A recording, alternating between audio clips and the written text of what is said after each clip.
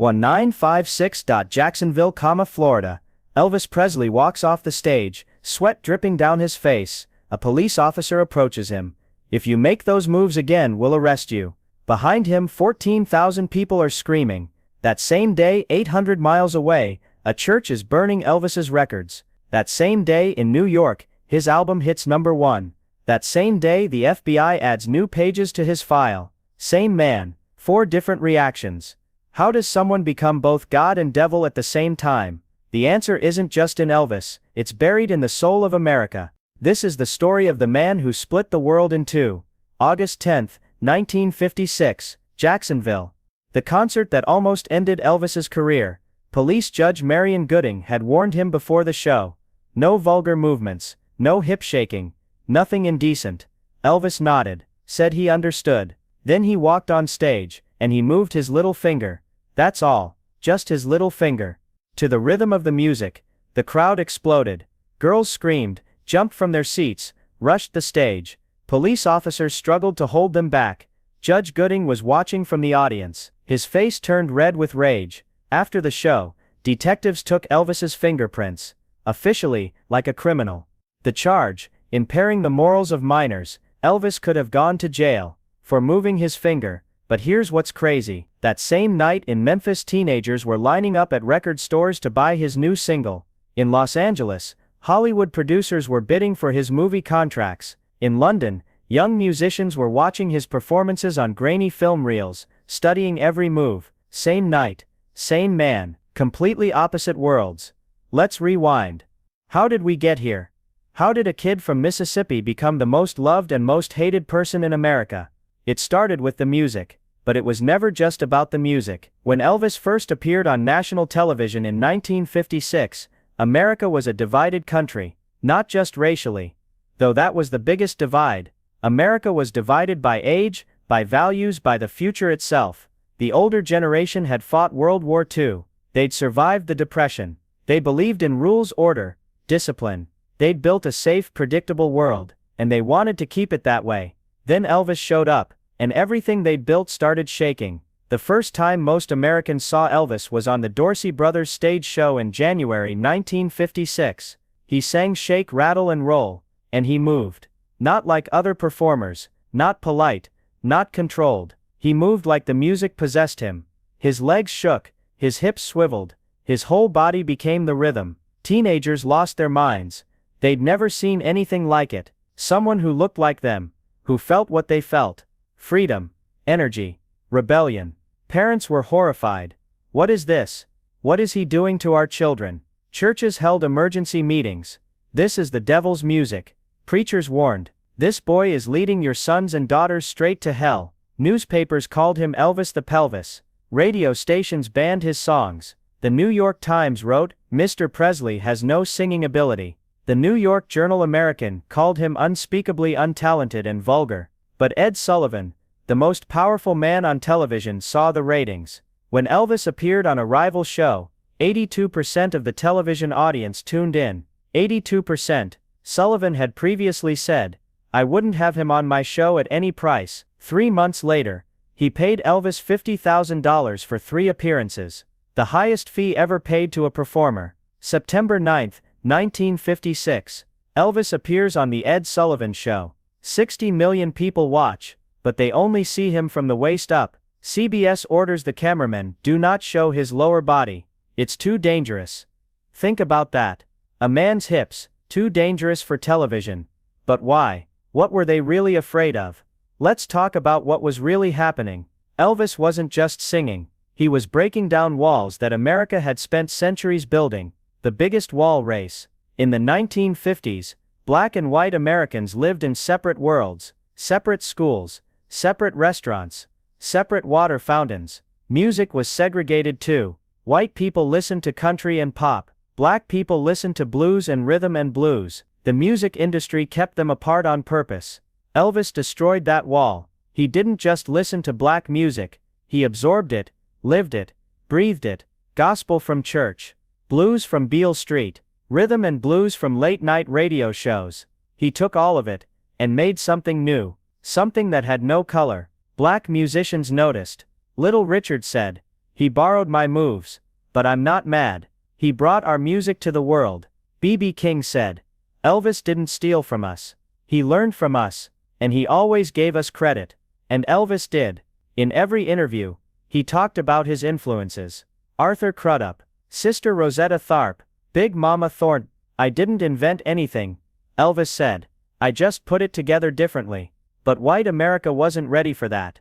Especially the South. When Elvis appeared on stage moving like a black performer, singing black music, being loved by white teenage girls, it shattered something fundamental, the carefully constructed racial hierarchy. The rules about who could do what, who could be what. A Mississippi newspaper wrote, Elvis Presley is a white man singing N-word music. They didn't use asterisks. They spelled it out. The Memphis Citizens Council, a segregationist group, called for a boycott. This race-mixing music must be stopped. Death threats started coming. Letters to Elvis's home. Letters to his mother. We will kill you if you keep performing. Some concerts had to be cancelled. In Birmingham, the Ku Klux Klan threatened to bomb the venue. But Elvis kept performing, kept singing, kept moving, and young people, both black and white, kept listening. Here's what the older generation didn't understand.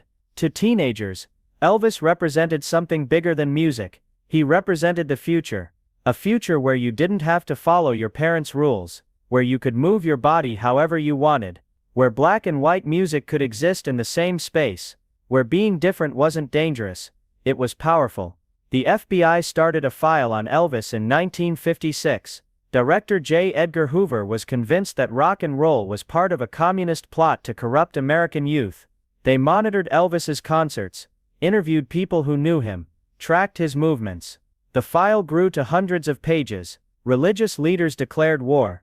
Reverend Albert Carter in Montgomery said, rock and roll is a means of pulling the white man down to the level of the Negro. Evangelist Billy Graham warned, this music is inspired by the devil himself. In several cities, they held record-burning ceremonies. Literally, piles of Elvis records set on fire while preachers prayed and parents cheered. They burned Hound Dog. They burned Don't Be Cruel. They burned Love Me Tender. But the records kept selling, faster than they could burn them. By the end of 1956, Elvis had sold 10 million records. He'd appeared in his first movie. He'd bought his mother a pink Cadillac and a mansion called Graceland. He was the biggest star in America. And the most controversial. Let's look at the other side. Because there's always another side. While some people hated Elvis, millions loved him, worshipped him. And not just teenage girls, though they were the most visible. Young men saw in Elvis a different kind of masculinity. Before Elvis, men in entertainment were either cowboys or crooners, strong and silent, or smooth and sophisticated. Elvis was neither. He was vulnerable and powerful at the same time. He could sing tender love songs and wild rockers. He could be beautiful and dangerous. He showed young men that you didn't have to fit in one box. Women saw freedom. In the 1950s, women were supposed to be quiet, obedient, focused on home and family. But at Elvis concerts they screamed, they fainted, they rushed the stage, they expressed desire openly, loudly, without shame. For many young women, it was the first time they'd felt that kind of liberation. And then there were the musicians. The ones who came after. The Beatles, the Rolling Stones, Bob Dylan, Bruce Springsteen. Every single one of them said the same thing. Elvis changed everything. He showed us what was possible. John Lennon said it best. Before Elvis, there was nothing. That's not quite true. There was plenty of music before Elvis, but what Lennon meant was this. Before Elvis, there was no template for what a young person could be. How they could look, how they could move, how they could express themselves. Elvis created that template, and once it existed, it couldn't be destroyed.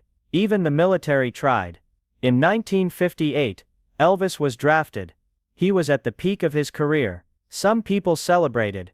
Finally, the army will straighten him out. They'll cut that hair, teach him discipline, make him normal. Elvis served 2 years in Germany. He was a model soldier. No special treatment, no complaints. When he came back in 1960, some people thought the Elvis phenomenon was over, that he'd been tamed. They were wrong. He came back bigger than ever. His first post-army single, Stuck on You, went straight to #1.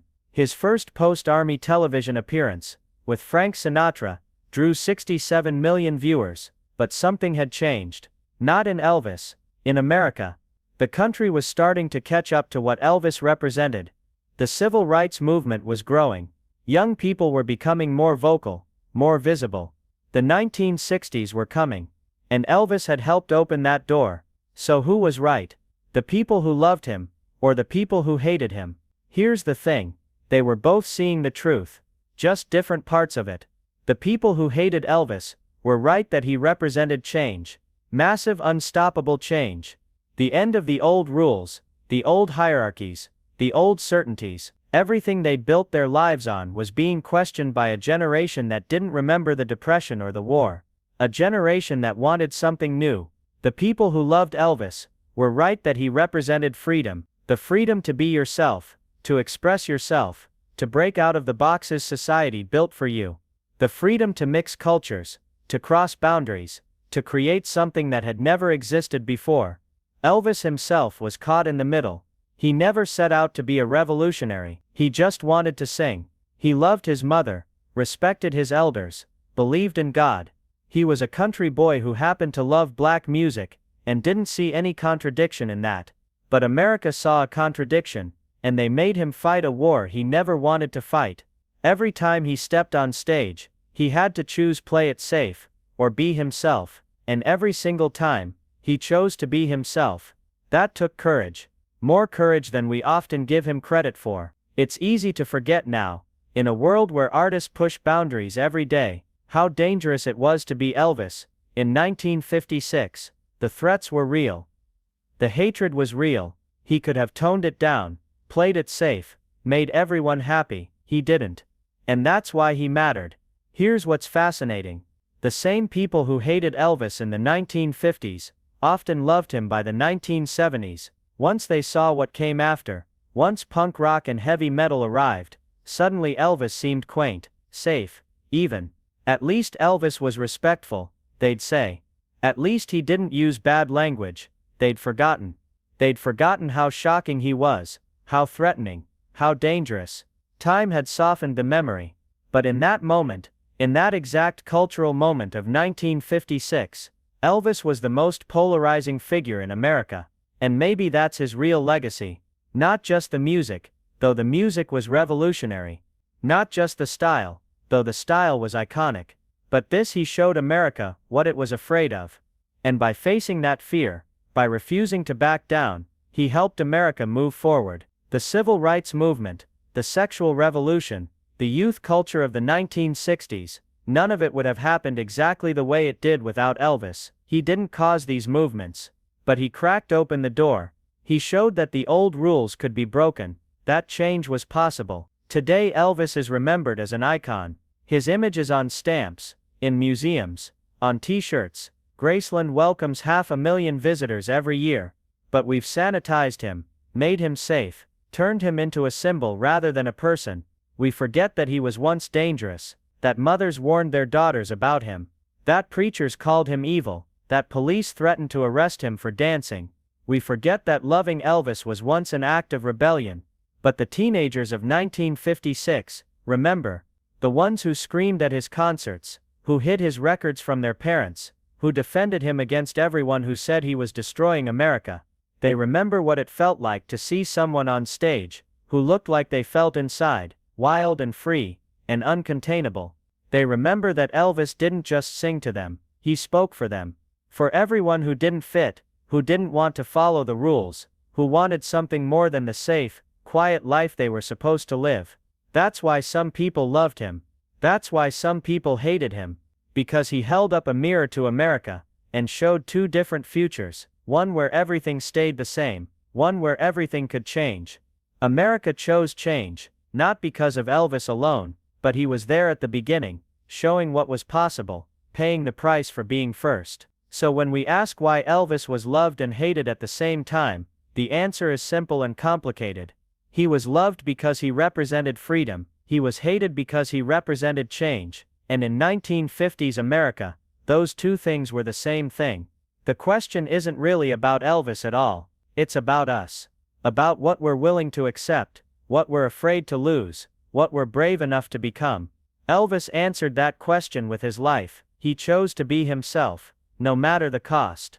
He chose to break the rules, to cross the boundaries, to create something new,